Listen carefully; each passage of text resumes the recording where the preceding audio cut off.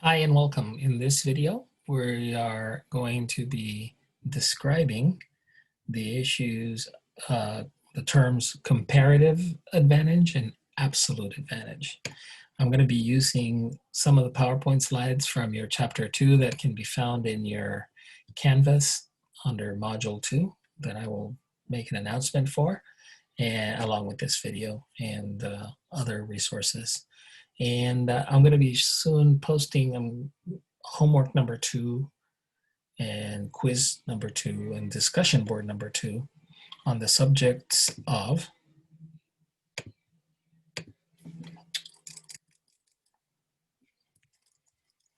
specialization and exchange,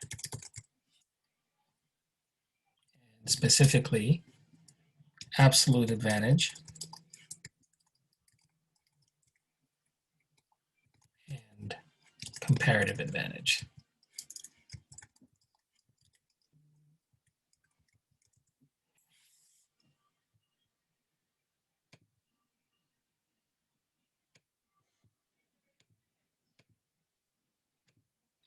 So first, let's go back to recalling something we introduced in our earlier video, which is the notion of a production possibilities frontier. So I'm going to start with two goods.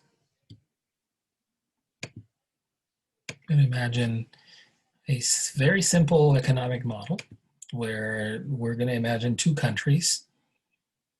Okay, one country is going to be called big, and the other country is going to be called small. So I'm going to use black ink for the big country, and for the other country, I'm going to use red ink. And I'm going to call the other country small country. We're also going to talk about two different commodities. One is going to be called a computer technology. So we'll call this tech. And the other good is going to be called rum, as in the alcoholic beverage rum. And so think of two countries such as Haiti. Haiti could be an example of a small country. And a big country, we'll think of the United States. It's a pretty large country, very large economy. So as you can imagine, the United States has quite a bit of rum made in the United States, and it also has quite a bit of tech made in the United States. So we're going to draw a production possibilities frontier in black, and I'm going to make this line, this production possibilities frontier line, go from a lot of tech to a sizable amount of rum. But you'll notice how the line is sort of flat in slope, which is why it gives that sort of a horizontal rectangular shape to the square that you see currently on the screen, which means that the US is going to have a comparative advantage in technology. Now, the small country is going to be, think of Haiti. Haiti produces a lot of rum for a country that is so small, but in effect, it doesn't produce very much technology. And so we're going to build a line. We're going to draw a line. And this line is going to have really very little tech. And for such a small country, quite a sizable amount of rum. So you notice how I built the production possibilities frontier as the red steep PPF in production possibilities frontier line. So the small country here is represented by the red production possibilities frontier, while the US is represented by the production possibilities frontier in black. Okay.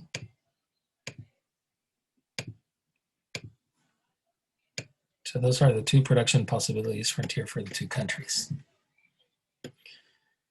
And I hope that by looking at those two lines, you get a visual on the notion of an absolute advantage. The big country has an absolute advantage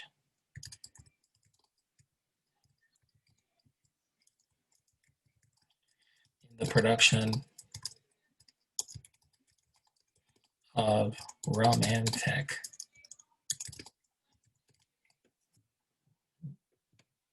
And that's because, as you can see, big country can outproduce red country, small country, in anything, in rum as well as in tech. The set of attainable production points for Haiti is very small, which is why we call small country a small economy, because it has a very, very small amount of resource utilization that can lead to a very small set of attainable production amounts. Okay, so this is a small economy with an ability to produce very little. Small country, small economy,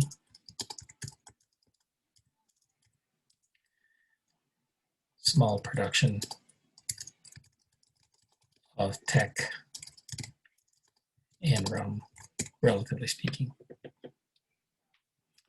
And on the other hand, we're going to use the color green.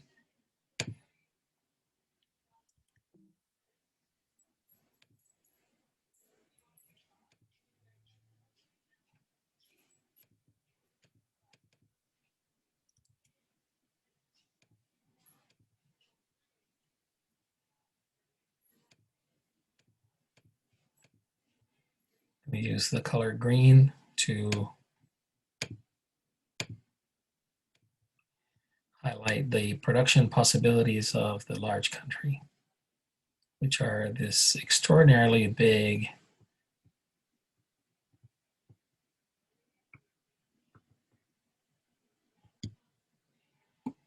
green area.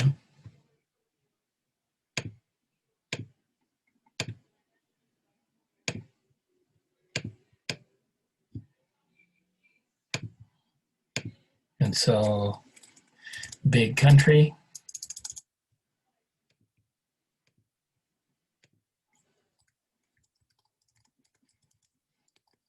big economy,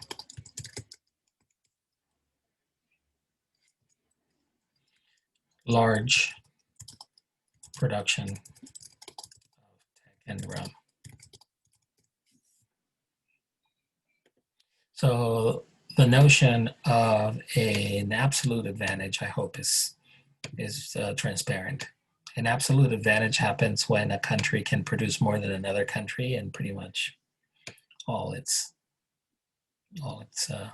productive capabilities.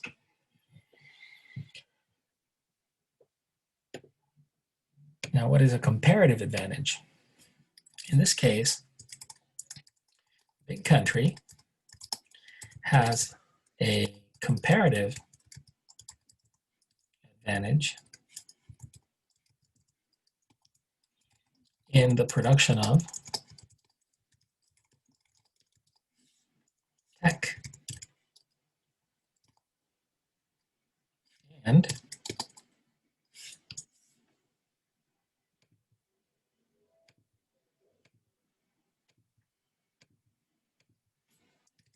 small country has a comparative advantage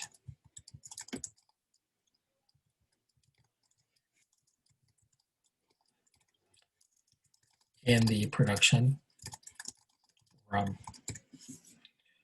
So what is comparative advantage? Well, comparative advantage is essentially a notion that goes hand in hand with the notion of the opportunity cost of producing one thing versus another. So it has more to do with the slope of the production possibilities frontier than with the location of the production possibilities frontier. Since the black PPF is flatter,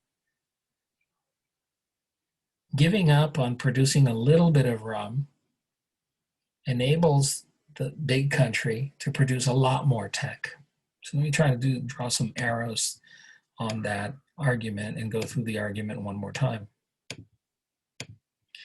Just giving up a little bit of rum production enables big country to free up enough resources to make a lot of tech. And so it is in that fashion that there is a comparative advantage by a big country in the production of technology, because it takes foregoing a little bit of rum to make a lot of tech. When big country foregoes making a little rum, it frees up enough resources to make a lot of tech.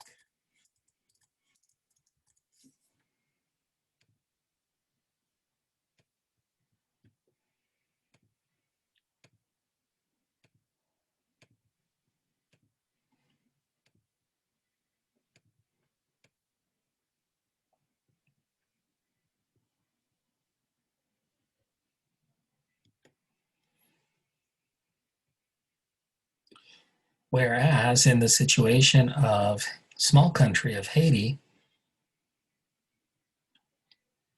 it's the opposite.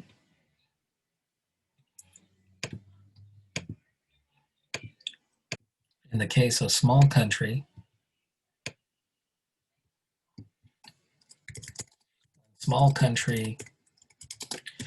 goes tech production, it frees up enough resources to make way more rum. And so the small country has what we call a comparative advantage in rum production.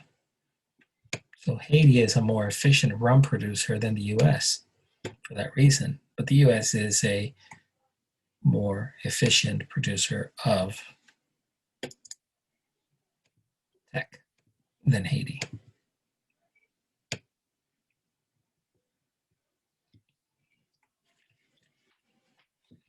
I hope the notions of comparative advantage and absolute advantage make sense in the context of a graph and production possibilities frontier. In our next example of comparative and absolute advantage, what I'd like to do is go to the PowerPoint slideshow that is in your Canvas on this subject matter. I'd like to share with you a two-way table approach at visualizing this particular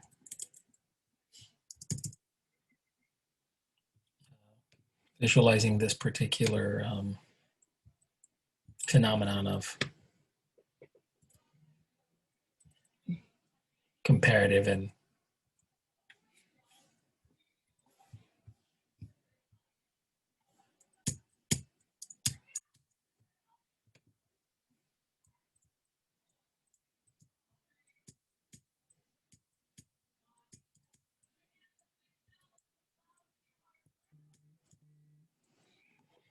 so here is this particular slide.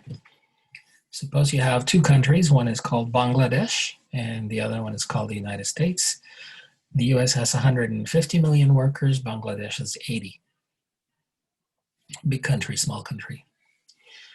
In isolation, each country would still be able to produce these two special important goods for people in their countries, which is clothing and food in the form of wheat and t-shirts. So both the US and Bangladesh begin producing in what we call without specialization. So this is the starting point.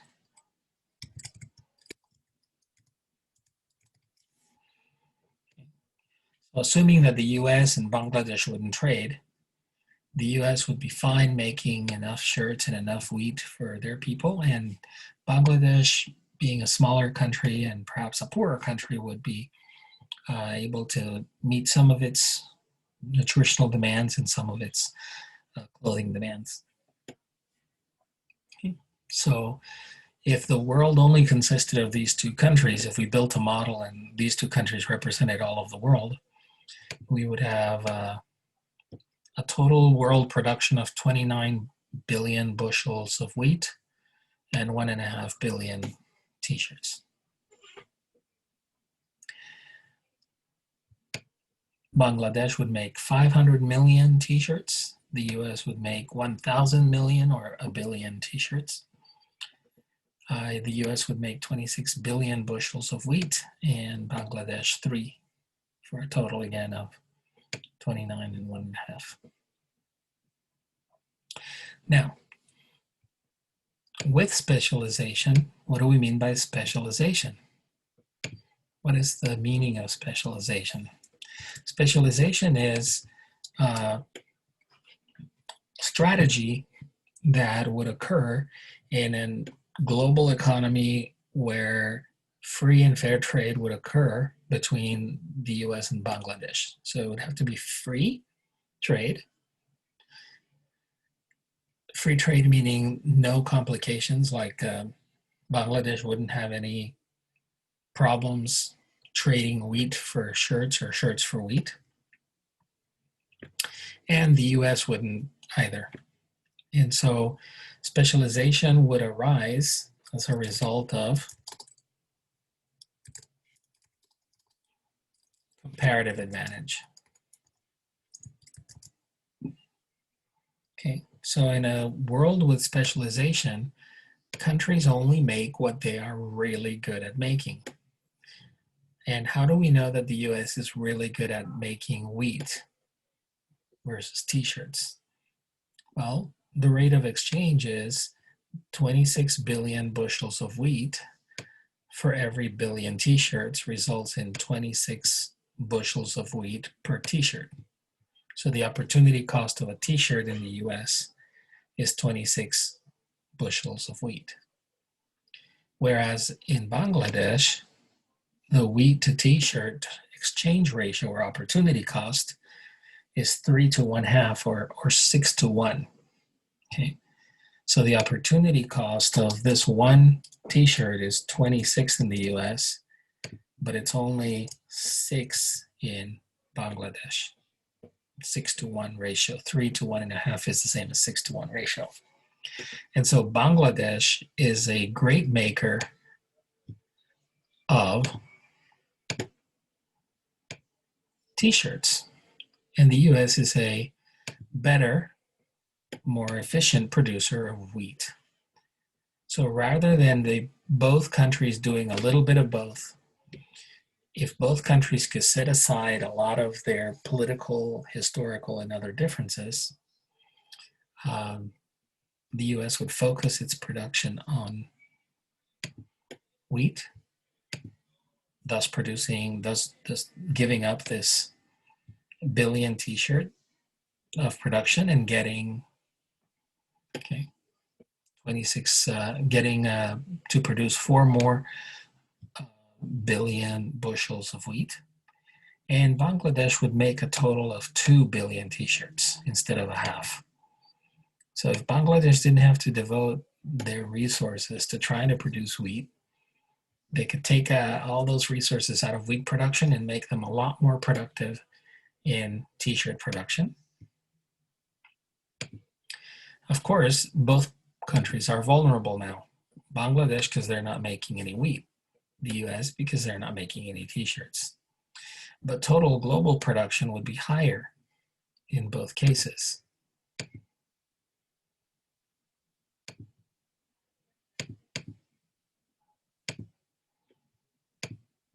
You would have a total of 30 billion bushels of wheat in the world and 2 billion t-shirts in the world. So notice that specialization would allow for growth in the global economy above and beyond where countries remain with their borders closed and with their trading opportunities closed. Okay. So back in the day when these arguments were being made in the 19th century, the situation without specialization was called autarky. And the situation right is called free, fair trade or open trade.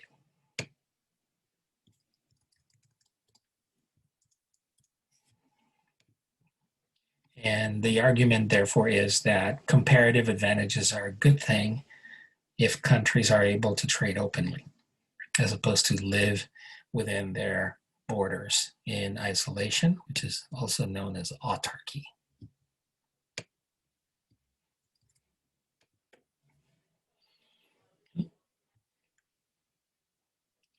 What determines what each country produces at a given point in time is their comparative advantage, not their absolute advantage. So clearly the US here is a much larger economy. It can make more t-shirts in wheat than Bangladesh. It has an absolute advantage in wheat and in t-shirt production, but Bangladesh has a comparative advantage in t-shirt production, whereas the US has a comparative advantage in wheat production. And by exploiting these comparative advantages, the global output is higher upon specialization. Now, that does not mean that automatically it is better to specialize, because as we know, what good will clothing do if you can't feed yourself or your country? So whenever you're in a situation where you're talking about goods and services that are essential for the survival of a people in a particular country, it is it could be a vulnerability to forego production of really important things like food commodities, agricultural commodities, or like medical commodities, such as we see in the pandemic, where we have exported over the last 20 years the ability of the US to produce very commonly used pharmaceutical products within the United States. Instead, we have outsourced that production and then we import it. But in complicated situations with pandemics where you close borders and you can't import things that you need, then that's when you see problems with specialization, the specialization argument being taken to extremes. The other problem is, of course, if nation states are not willing to live in a regime of open trade by imposing tariffs or quotas, a lot of countries block products from countries that have comparative advantages in the production of things, and that can also create a problem. So when I mentioned earlier that we would talk about modeling and models and how models are employed in economics in order to um,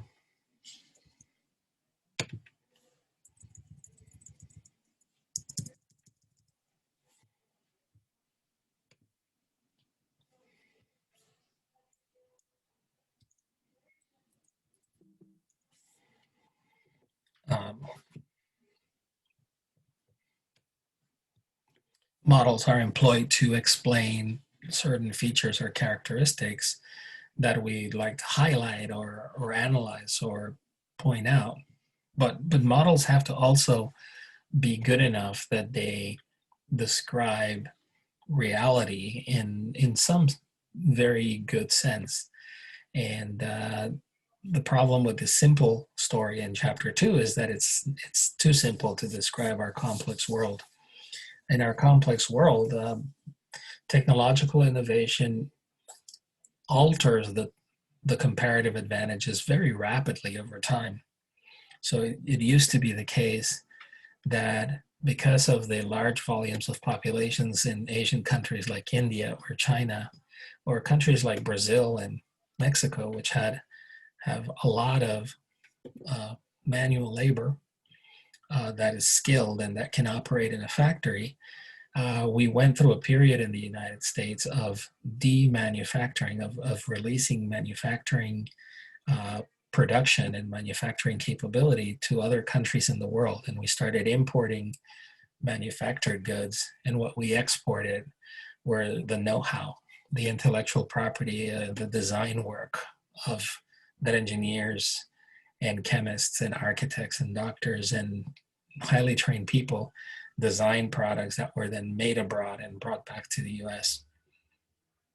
Well, now we have continued technologically advancing, and we've made advances that make humans not as necessary in certain production processes. So we have technologies called 3D printing, and we have genetic technologies that surpass sometimes the chemical technologies for pharmaceuticals. And so now we are moving perhaps in a direction where it's actually better to insource rather than outsource production under these new ways of doing things. And so we might be recapturing comparative advantages that in the 1980s, 1990s, the 2000s, 10, 20, 30, 40 years ago, we were better off outsourcing. Now we may be better off insourcing or returning back to the country these issues. So we see these arguments being played out in our media, in our news stories, sometimes in not such specific terms, but a lot of the outsourcing and insourcing of production into and out of the U.S. economy, a lot of the arguments begin to be formulated with the contents of this chapter on specialization and exchange.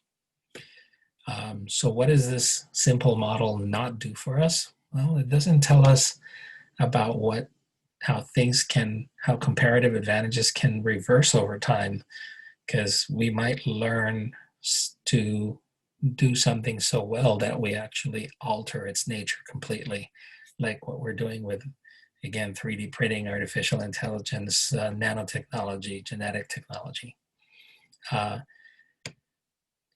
Knowledge transfer is another weakness of this model. It doesn't really explain how knowledge transfer occurs between nations and how intellectual property may be protected or may be at risk of being hacked, knowledge loss.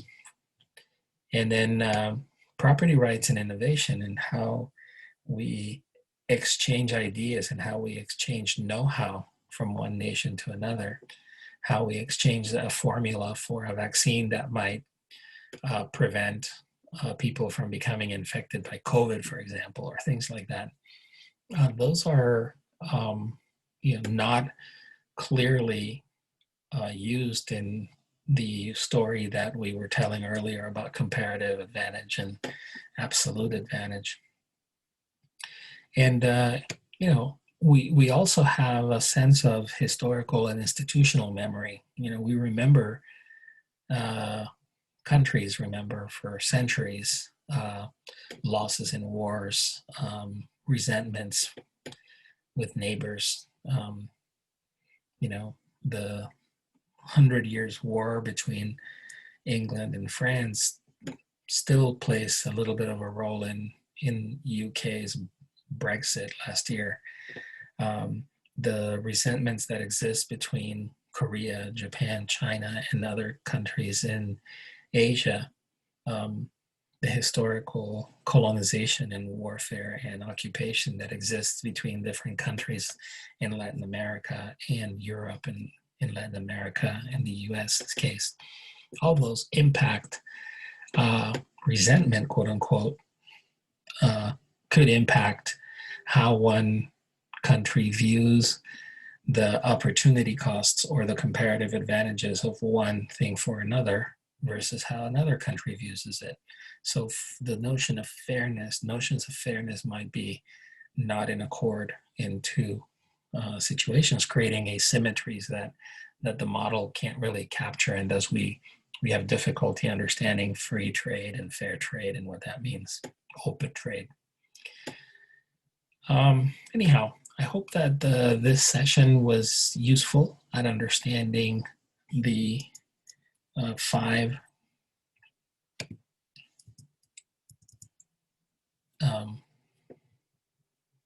at understanding the five learning objectives of Chapter 2. And I hope to see you guys in some near future on one of our appointments for Confer from 4 p.m. to 6 p.m. Take care.